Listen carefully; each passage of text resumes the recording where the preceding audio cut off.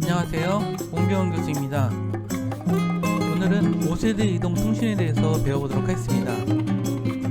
5세대 이동 통신에 대한 내용에서는 통신 기술이라는 게 어떠한 단계를 거쳐서 발전해 왔는지, 그 다음에 5세대 이동 통신이 가져다주는 변화가 과연 무엇인지, 그리고 스마트폰은 과거의 핸드폰과 어떤 차이를 가지고 있는 것인지, 그리고 스마트폰에 있는 운영체제, 이 운영체제가 가지고 있는 의미가 무엇인지, 이러한 점에 대해서 생각하시면서 공부를 해야 할 것 같습니다.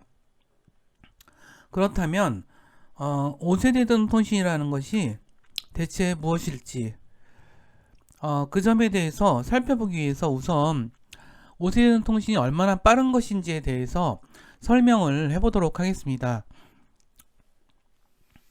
4차 산업혁명의 핵심 기술로 뽑히는 연결 기술이라는 것은 유선과 무선으로 인터넷 통신이 되는 거라고 말씀을 드렸고요.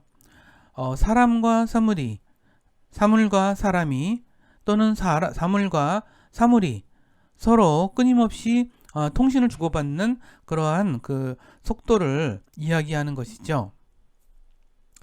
이러한 국제전기통신연합회에서는 최저 100Mbps, 그 다음에 최대 20GBps의 다운로드 속도를 유지하는 이동통신 기술을 5세대 이동통신이라고 이야기하고 있습니다.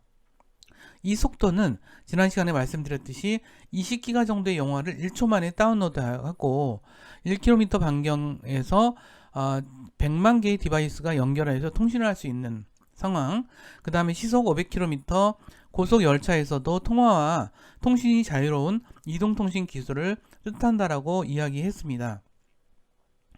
우리 사회는 2019년부터 이런 것들이 4세대 이동통신보다는 거의 10배에서 1000배의 속도를 제공할 5세대 이동통신 기술을 상용화하고 있습니다. 사실 사물 인터넷이라든가 빅데이터라든가 자율주행 자동차, 가상현실과 증강현실, 이러한 기술에 대해서는 그동안 이야기가 나왔지만 실감나게 우리 생활 속에 이것이 구현되지 못했던 부분이 있죠. 그런데 이러한 기술들이 구현되기 위한 전제 조건이 있었습니다. 그것은 바로 이동통신 기술을 이야기하거든요.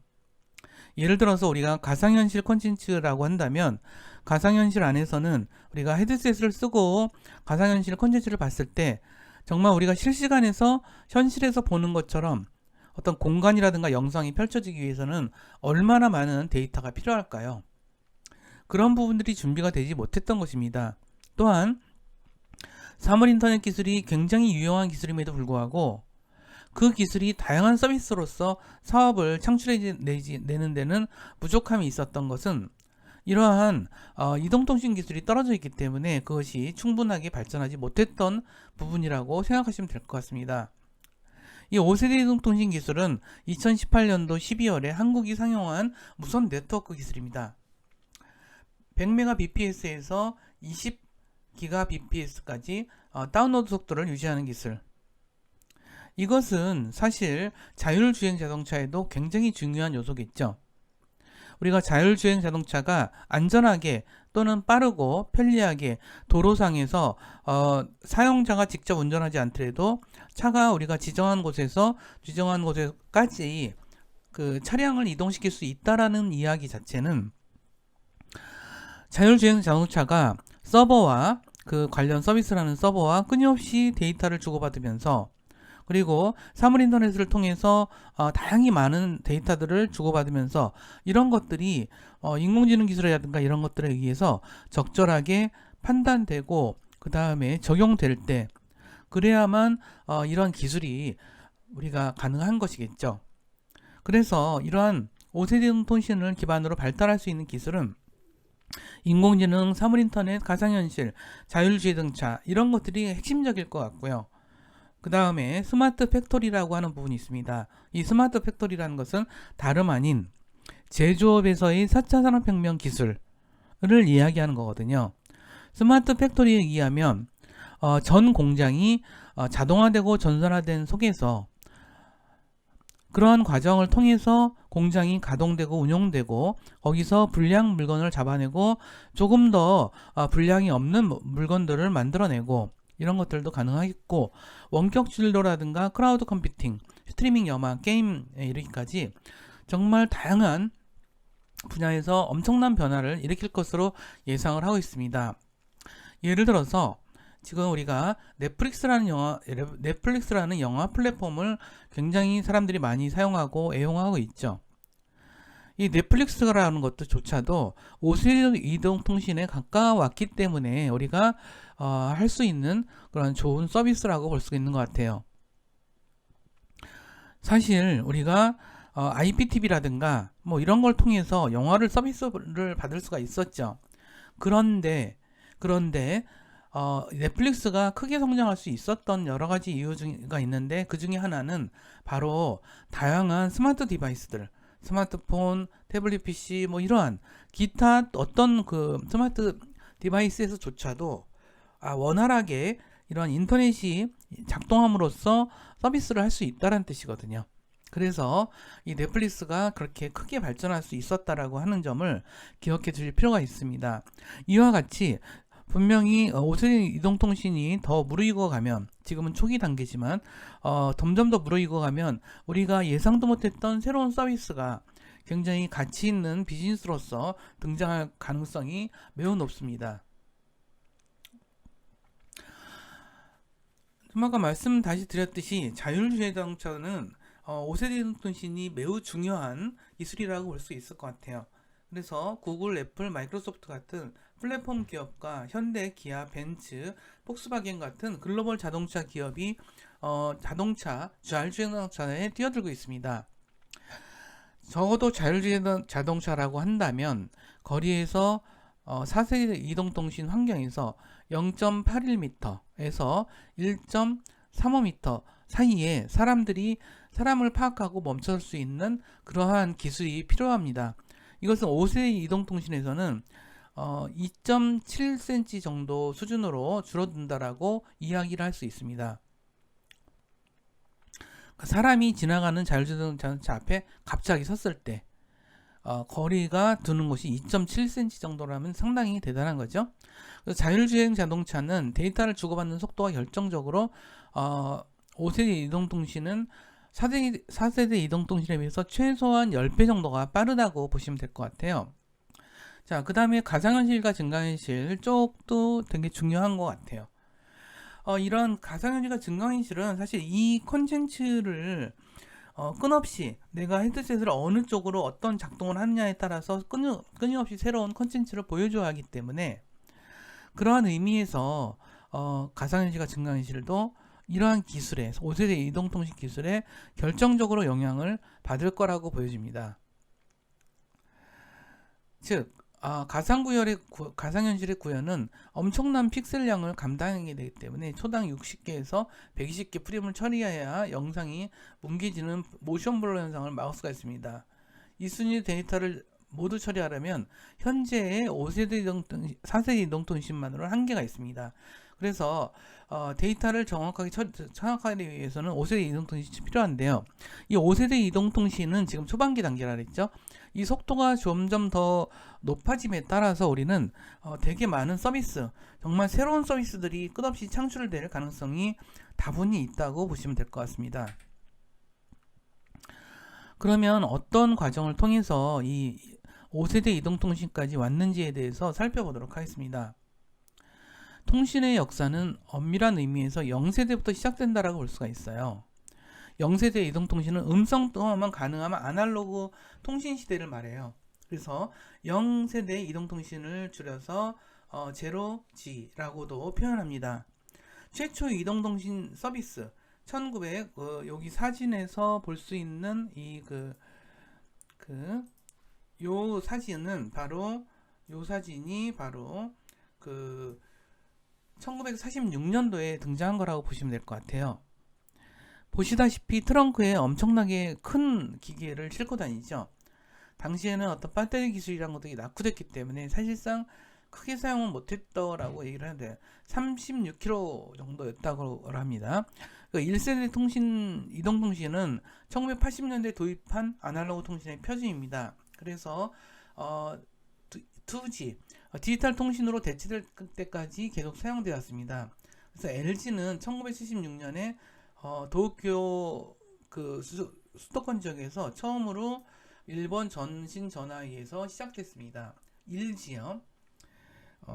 1세대 이동통신은 1979년이라고 보시면 될 것 같아요. 이를 시작으로 해서 북유럽, 미국, 영국, 멕시코 등에서 이동통신 서비스가 확산되기 시작을 했습니다. 한국 이동통신 서비스라는 회사에서 1984년 차량전화 서비스를 서울 올림픽이 열린 1988년도에도 휴대전화 서비스를 시작을 했습니다. 이 시기가 우리가 1세대 이동통신 서비스라고 생각하시면 될 것 같습니다. 그 다음에 2세대 문자와 사진 전송이 가능한 그런 2세대 이동통신이 등장을 하게 됩니다. 2세대 이동통신은 1990년대 초반에 등장했는데 디지털 방식이 이동통신 방식으로 바뀌면서 CDMA라고 들어보신 분들도 있을 것 같은데 우리나라에서는 SK텔레콤이 CDMA 방식으로 처음 시작을 했습니다. 그래서 그 당시에 나온 것이 016, 018, 017, 019 번호들이었죠. 이것이 2D 시대의 스마트폰의 아주 대표적인 번호라고 볼 수가 있습니다. 2세대 이동통신은 1세대 이동통신보다 저렴해서 많은 사람들이 인기를 끌었죠. 그 다음에 소형화됐고 플랫폰이라고 모토로라, 스타텍 같은 플랫폰이 인기를 끌었습니다. 매트릭스라는 영화 기억하시는지요? 좀 꽤 된 영화죠. 이 영화는 1999년도 정도에 영화가 시작됐어요. 이 영화에서는 매트릭스에서는 모토로라 노키아 스마트폰에서 나온 스마트폰을 쓰고 있었습니다. 그래서 굉장히 인상적인, 당시로서는 굉장히 좀 빠른 등장이라고 볼 수 있는 것 같아요. 그런데 이 2세대 이동통신이 활성화되면서 초기 모델과는 달리 많은 부분의 부가 서비스가 제공되기 시작을 했어요. 음성통화, 문자 전송, 벨소리 이런 것들이 이 시절에 서비스가 되기 시작을 했죠. 그 다음에 mp3 음원 파일을 재생할 수 있어서 소설도 읽고 게임도 할 수 있는 그런 현상들이 보여지기 시작을 했고요. 우리의 생활 변화는 점점 통신화돼서 소화할 데이터가 늘어난 것을 의미하겠죠. 아마도 더 빠른 통신망의 필요성들이 집중적으로 대기된 것은 이때부터라고 보시면 될 것 같습니다. 그 다음에 3세대 이동통신인 3G 같은 경우는 영상통화가 가능한 기술이라고 보시면 될 것 같아요. 이전까지 우리는 지금도 사실 스마트폰을 통해서 영상통화를 이렇게 많이 하진 않죠. 아주 친밀한 사람들이 아니면. 근데 이 3세대 이동통신 때부터 사실 영상통화가 가능한 기술이 됐었다라는 것이거든요. 하지만 3세대 이동통신은 전송 속도가 최대 200mbps까지 지원하면서 동영상과 같은 멀티미디어 통신이 가능해졌습니다. 여기서 bps라고 하는 것은 1초 동안 전송할 수 있는 비트 수를 얘기하는 거고요. 사용자 입장에서는 2G와 3G가 가장 큰 특징은 영상통화라고 보시면 될 것 같습니다. 이러한 환경 속에서 애플 아이폰 3G가 출시되었고 국내에서는 삼성 갤럭시 S가 3세대 이동통신 스마트폰으로 출시하게 됐습니다. 사실 스마트폰이 가져다주는 문화적 기술적 충격은 굉장했거든요. 그래서 애플 앱스토어라든가 구글 플레이 같은 플랫폼이 열리고 새로운 앱들이 유무료로 다운받아서 사용하기 시작을 했습니다. 그러다가 4세대 이동통신이 나왔죠. 이것은 2011년 7월 정도였습니다. LG U+하고 SK텔레콤이 이런 서비스를 시작을 했고요. 그래서 다운로드 시 최대 117 mbps 정도, 이 정도의 속도를 어마무시하게 빨라진 거죠. 이 정도가 되어서 사실은 사용자들한테도 굉장히 새로운 그러한 그 기술을 제공했다라고 보시면 될 것 같습니다. 사실 3세대 이동통신에서 4세대 이동통신까지 넘어가던 시절이 그렇게 많이 시간이 많이 필요하지 않았죠. 한 3년 정도 필요했던 것 같아요. 근데 3세대 이동통신이 2011년부터 시작되면서 사실 이게 4세대 이동통신까지 오는 데는 2019년도까지 거의 8년의 기간이 필요했었어요. 그래서 이러한 그 속도의 문제를 해결할 수 있었던 것은 사실 대단한 것이었죠. 근데 우리나라 사람들은 스마트폰이 굉장히 빨리 보급이 돼요. 새로운 성능의 스마트폰이 나오면 굉장히 빨리 그거를 구매를 하죠. 이러한 특성이 과연 어떤 것 때문인지에 대해서는 되게 좀 사회학적인 연구가 필요하지 않나 이런 생각이 들어요. 물론 다른 나라들도 새로운 스마트폰을 좋아하긴 하지만 사실 이 스마트폰이라는 게 가격이 보통 비싼 게 아니죠. 우리가 이러저렇게 할부금을 내고 뭐 이러저렇게 뭐 서비스 요금제를 내고 막 이런 걸 통해서 함에도 불구하고 실질적으로 우리가 부담해야 되는 금액은 한 50만 원이 훨씬 넘거든요. 그럼에도 불구하고 우리나라 사람들은 스마트폰을 정말 좋아하는 것 같아요. 굉장히 그 우리나라 사람들이 그 사회적 연결망을 되게 중요시 여기는 사람들이 아닌가 이런 생각을 개인적으로 해봐요. 그래서 스마트폰을 통해서 서로 연결돼서 소식을 주고받고 이야기를 하고 콘텐츠를 나누고 이러한 생활을 굉장히 일상적으로 즐긴다는 것이죠. 그래서 이 3세대 이동통신에서 4세대 이동통신으로 넘어오면서 애플리케이션도 엄청 많아지고 드디어 스마트폰이라는 것이 통화만 하는 것이 아니라 콘텐츠를 소비하는 결정적인 디바이스로서 탈바꿈하게 됩니다. 그리고 우리나라가 스마트폰을 굉장히 빨리 받아들임으로써 사실 삼성과 LG 같은 어떤 글로벌한 그런 스마트폰 제조 기업을 탄생시킬 수 있었던 것이라고 보셔도 맞는 이야기일 것 같아요. 그리고 지금 5세대 이동통신까지 넘어오면서 지금 우리나라는 어떤 면에서는 글로벌 경쟁은 계속되고 있지만 상당히 유리한 경쟁의 고지를 차지하고 있는 것으로 보시면 될 것 같습니다. 이런 5세대 이동통신에 대해서 설명을 하면서 나를 따라다니는 네트워크다 이런 표현을 많이 쓰고 있습니다. 5세대 이동통신은 사실 이러한 1월에 2017년 1월에 개최된 박람회에서 화제가 된 것은 이 5세대 이동통신이었습니다.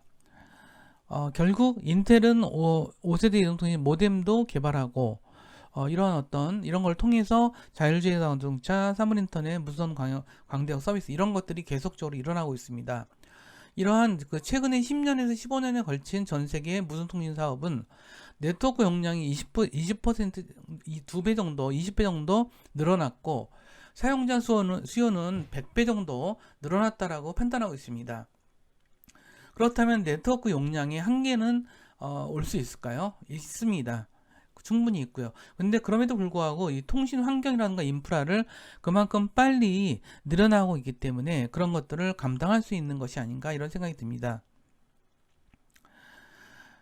그래서 우리가 이제 자꾸 이제 이런 것들을 뭐 이렇게 영화 한 편을 몇 초에 다운받는다 이런 표현을 자꾸 하는데 이런 표현을 하는 이유는 사실 그만큼 이 스마트폰이 점점 이러한 콘텐츠를 소비하는 그러한 디바이스로 바뀌어 나가는 그러한 어떤 트렌드의 반영이 아닌가 싶습니다. 모든 사물이 연결돼서 모든 서비스가 네트워크를 통해서 유기적으로 연결될 수 있는 속도, 그것을 5세대 이동통신이라고 얘기하고 있고요. 자, 이런 5세대 이동통신은 우리가 흔히 생각할 수 있는 뭐 이제 컨텐츠 관련돼서는 뭐 게임이라든가 이런 쪽을 많이 발전시키겠죠.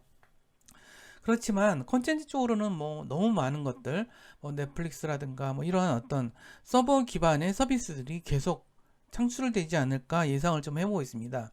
이럴 수 있었던 근본에는 우리가 모바일 폰의 지속적인 발전이 있었기 때문에 가능한 거라고 이야기할 수 있습니다.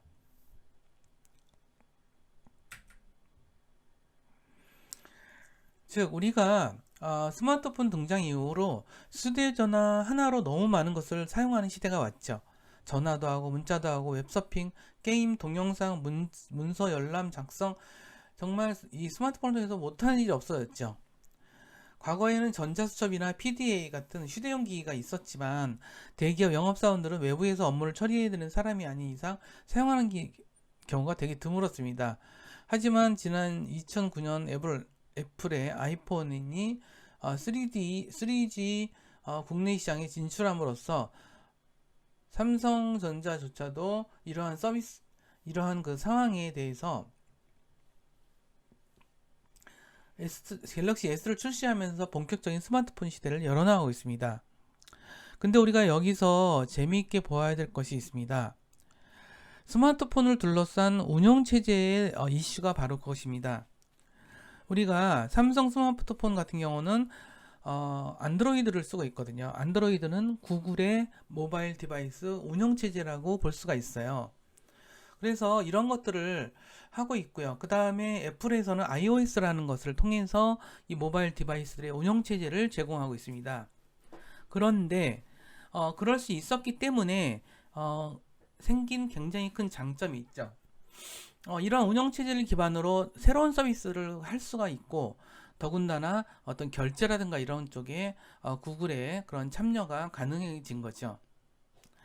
이러한 현상들이 바로 스마트폰 운영체제를 둘러싼 전쟁이라고 보면 될 것 같아요. 맨은 이쪽에는 윈도우고 그 다음에 애플과 그 다음에 뭐 이런 것들이 좀 있는데 리눅스도 있고 막 그렇죠. 저 펭귄 모양이 리눅스인데 이런 것들이 그러니까 스마트폰의 운영체제를 둘러싸고 경쟁과 거의 전쟁이 치열하거든요. 그래서 삼성에서도 리눅스 기반으로 작성한 적이 있어요. 삼성 바다 뭐 이런 것들도 만들긴 했는데 어쨌든 이런 것들을 통해서 주로 이제 어떤 운영체제를 갖추냐에 따라서 많이 다른 것 같아요. 그 다음에 현재 그렇지만 운영체제가 충분히 개발되어 있진 않죠. 그렇지만 iOS와 이 그 안드로이드는 엄청 빠르게 발전하고 있다라고 생각하시면 될 것 같습니다. 우리는 널리 쓰이지는 않지만 모질라 재단에서 만든 운영체제 파이어폭스 OS나 이런 캐노니컬이 만든 리눅스 기반 운영체제 우분투 등이 있습니다. 삼성도 타이젠을 만든 바 있어요. 그러니까 이러한 모바일 스마트폰 업체들은 이런 자체적인 운영체제를 가지려고 참 많이 노력을 했습니다. 근데 그것이 미국 쪽에서 먼저 이제 개발하게 되고 그러면서 경제적인 이슈도 좀 제시가 좀 되고 있습니다. 일단 이런 거 좀 보도록 할게요. 여기 보시면 안드로이드라는 것은 구글에서 만든 모바일이죠. 요거는 다른 거라고 보시면 될 것 같아요. 그러니까 사실 안드로이드가 대부분 다 쓰고 있죠. 이런 면에서는 안드로이드를 가지는 구글이 여기를 기반으로 자신의 어떤 결제라든가 이런 것들에서 굉장히 부가가치를 창출해내고 있어요. 그렇지만 그렇지 않은 다른 부분들이 차지하는 비중이 너무 낮죠. 그래서 물론 아이폰이 여전히 뭐 여러 가지 대단한 일들을 하고 있긴 하지만 그런 것들이 잘 진행되지 못하는 부분이라고 보시면 될 것 같아요. 자, 그러면은 우리 전체적으로 마무리 이야기를 하면서 오늘 수업을 좀 마무리 하도록 하겠습니다. 우리가 5세대 이동통신에 대해서 우리가 충분히 알아둘 것은 5세대 이동통신이란 100mbps에서 20GB까지 다운로드 속도를 유지하는 그러한 이동통신 기술을 뜻한다. 이 말씀을 좀 드린 것 같고요. 20GB 정도의 영화를 1초 정도에 다운받을 수도 있다. 그 다음에 1km 반경에 100만 개의 디바이스가 연결돼서 통신할 수 있다라는 말씀도 5세대 통신의 기준이라고 볼 수 있는 것 같아요. 따라서 시속 500km 고속 열차에서도 통화 통신이 가능합니다. 자율주행 자동차는 이런 5G 환경에서 2.7cm 정도 앞에서 뛰어드는 사람을 발견하고 쓰는 것 정도가 2.7cm 정도까지 그렇게 많이 발전했다라고 보시면 될 것 같아요. 자율주행 자동차는 데이터를 주고받는 속도가 결정적인데 이런 5세대 이동통신은 4세대 이동통신보다 거의 10배 정도 빨라졌다라고 하고 있습니다. 그리고 이제 이래서 이제 운영 체제 같은 그러니까 자율주행 자동차는 이러한 그 이동통신 5G가 되게 결정적으로 중요할 겁니다. 그래서 아마 자율주행 자동차가 내년 정도부터는 좀 내년이 아니라 올해 말부터는 좀 본격화되지 않을까 예상을 좀 해봅니다. 운영 체제에 따른 스마트폰이 있습니다. 운영 체제는 뭐